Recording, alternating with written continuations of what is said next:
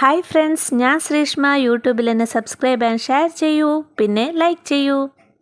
ഇന്ന് നമുക്ക് ഇൻട്രസ്റ്റിംഗ് ആയിട്ടുള്ള ഒരു കഥ കേട്ടാലോ.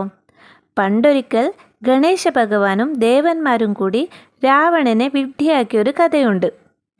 അതിൻ്റെ പിന്നിലുള്ള ഐതിഹ്യ കഥയാണ് ഇന്ന് ഞാൻ പറയാൻ പോകുന്നത്. അപ്പോൾ പോകാം നമുക്ക് കഥയിലോട്ട്. പണ്ട് ശിവൻ്റെ വളരെ വലിയ ഭക്തനായിരുന്നു രാവണൻ. ഒരിക്കൽ രാവണൻ ശിവനെ പ്രീതിപ്പെടുത്താൻ വേണ്ടി വളരെ കഠിനമായ തപസ് ചെയ്തു. രാവണൻ്റെ കഠിനമായ തപസ് കണ്ട് ശിവൻ പ്രസന്നനായി. രാവണൻ്റെ മുന്നിൽ പ്രത്യക്ഷപ്പെട്ടിട്ട് ശിവൻ പറഞ്ഞു, ഞാൻ നിന്റെ തപസ്സിൽ വളരെ സന്തുഷ്ടനാണ്. നിന്റെ ഏതെങ്കിലും ഒരു ആഗ്രഹം ഞാൻ സാധിച്ചു തരാം. അപ്പോൾ നീ നിന്റെ ആഗ്രഹം പറഞ്ഞോളൂ എന്ന്. അപ്പോൾ രാവണൻ ശിവനോട് അപേക്ഷിക്കും, ഭഗവാനെ, അങ്ങ് എൻ്റെ കൂടെ ലങ്കയിലേക്ക് വരണം. അതാണ് എൻ്റെ ഒരേ ഒരു ആഗ്രഹം. ഇത് കേട്ട ശിവൻ പറയും, നിന്റെ ആഗ്രഹം പോലെ തന്നെ നടക്കട്ടെ. പക്ഷേ ഒരു നിബന്ധനയുണ്ട്. ഞാൻ ശിവലിംഗത്തിൻ്റെ രൂപത്തിൽ മാത്രമേ നിന്റെ കൂടെ ലങ്കയിലേക്ക് വരികയുള്ളൂ. പോകുന്ന വഴി നിന്റെ കയ്യിലുള്ള ശിവലിംഗത്തെ നീ എവിടെയെങ്കിലും താഴേക്ക് വച്ചാൽ ആ ശിവലിംഗം അവിടെ തന്നെ സ്ഥാപിക്കപ്പെടും. നിബന്ധന സ്വീകരിച്ചുകൊണ്ട് രാവണനും അത് സമ്മതിച്ചു. എന്നാൽ ഈ സമയത്ത് കൈലാസത്തിൽ പാർവതീദേവിയും ബാക്കിയുള്ള ദേവീദേവന്മാരും വളരെ വിഷമത്തിലായി. ശിവലിംഗത്തെ ലങ്കയിലേക്ക് കൊണ്ടുപോകുന്ന കാര്യത്തിൽ ദേവീദേവന്മാർ തികച്ചും എതിരായിരുന്നു.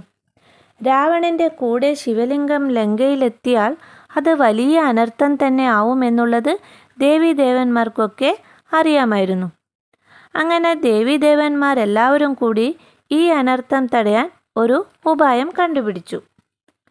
അങ്ങനെ രാവണൻ ശിവലിംഗവുമായി ലങ്കയിലേക്ക് പുറപ്പെട്ടു പോകുന്ന വഴിയിൽ രാവണന് വല്ലാതെ മൂത്രമൊഴിക്കാൻ വന്നു. ഇത് സഹിച്ചുകൊണ്ട് രാവണൻ കുറച്ചുകൂടി ദൂരെ നടന്നു. പക്ഷേ പിന്നെയും നടക്കാൻ രാവണന് പറ്റാതെയായി. രാവണൻ ചുറ്റുപാടും ആരെങ്കിലും ഉണ്ടോ എന്ന് തിരയാൻ തുടങ്ങി. കാരണം ശിവലിംഗം താഴത്ത് വച്ചാൽ അത് അവിടെ തന്നെ സ്ഥാപിക്കപ്പെടുമെന്നുള്ളത് ശിവൻ പ്രത്യേകം പറഞ്ഞിട്ടുള്ള കാര്യമാണ്. ആരുടെയെങ്കിലും കയ്യിൽ കൊടുക്കാതെ നിവൃത്തിയില്ല. ആ സമയത്ത് ഗണപതി ഒരു സാധാരണ പശുവിനെ മേയ്ക്കുന്ന ഒരാളുടെ വേഷത്തിൽ ആ വഴി വന്നു. വളരെ തിടുക്കത്തിലായിരുന്നു ഗണപതിയുടെ പെരുമാറ്റം. അങ്ങനെ ഒരാൾ പെട്ടെന്ന് അവിടെ വരുന്നത് കണ്ട് രാവണന് വളരെ സമാധാനം തോന്നി. അങ്ങനെ അതുവഴി പോകുന്ന ഗണപതിയെ വിളിച്ചുകൊണ്ട് രാവണൻ പറയും, ഒന്ന് നിൽക്കൂ, എനിക്ക് നിങ്ങളുടെ ഒരു സഹായം വേണം. ഇത് കേട്ട ഗണപതി വളരെ തിരക്കിൽ പറയും, വേഗം പറഞ്ഞോളൂ, ഞാൻ വളരെ തിടുക്കത്തിലാണ്, എനിക്ക് വേഗം തന്നെ പോകണം.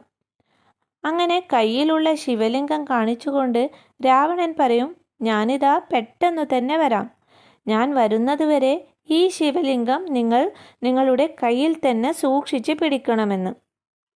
അപ്പോൾ ഗണപതി പറയും, ശരി ശരി, ഞാൻ സൂക്ഷിക്കാം. പക്ഷേ ഒരു കാര്യമുണ്ട്, ഞാൻ 1 മുതൽ 10 വരെ എണ്ണും. അതിനുള്ളിൽ നീ വന്നിട്ട് ശിവലിംഗം തിരിച്ചു വാങ്ങിയില്ലെങ്കിൽ ഞാൻ പോകും. ഞാൻ വളരെ ധൃതിയിലാണ് എന്ന്.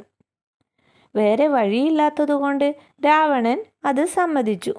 എന്നിട്ട് അവിടെ നിന്നും കുറച്ച് ദൂരേക്ക് രാവണൻ പോകും.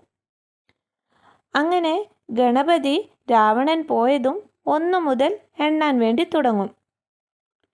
എന്നാൽ രാവണന് ഗണേശൻ എണ്ണിത്തീരുന്നതിന് മുന്നേ അവിടേക്ക് വരാൻ കഴിഞ്ഞില്ല.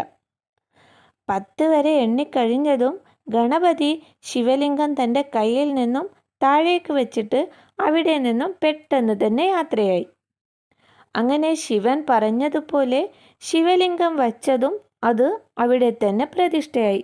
രാവണൻ തിരിച്ചു വന്നപ്പോൾ കണ്ടത് ശിവലിംഗം അതാ താഴെയിരിക്കുന്നു. രാവണൻ തൻ്റെ മുഴുവൻ ശക്തിയെടുത്ത് പരിശ്രമിച്ചിട്ടും ശിവലിംഗത്തെ അവിടെ നിന്നൊന്ന് അനക്കാൻ പോലും സാധിച്ചില്ല. അങ്ങനെ കഠിന തപസ്സനുഷ്ഠിച്ച് രാവണൻ നേടിയ വരവും രാവണന് നഷ്ടപ്പെട്ടു. അങ്ങനെയാണ് ഗണേശനും ദേവീദേവന്മാരുമൊക്കെ കൂടി രാവണനെ വിഡ്ഢിയാക്കിയത്. അപ്പോൾ ഇന്നത്തെ കഥ എല്ലാവർക്കും ഇഷ്ടമായെന്ന് കരുതുന്നു. അടുത്ത വീഡിയോയുമായി ഞാൻ വേഗം തന്നെ വരാം. അതുവരെ നമ്മുടെ ചാനൽ വേഗം തന്നെ സബ്സ്ക്രൈബ്, ഷെയർ പിന്നെ ലൈക്ക് ചെയ്യൂ. അപ്പോൾ എല്ലാവർക്കും താങ്ക് യു. ബൈ.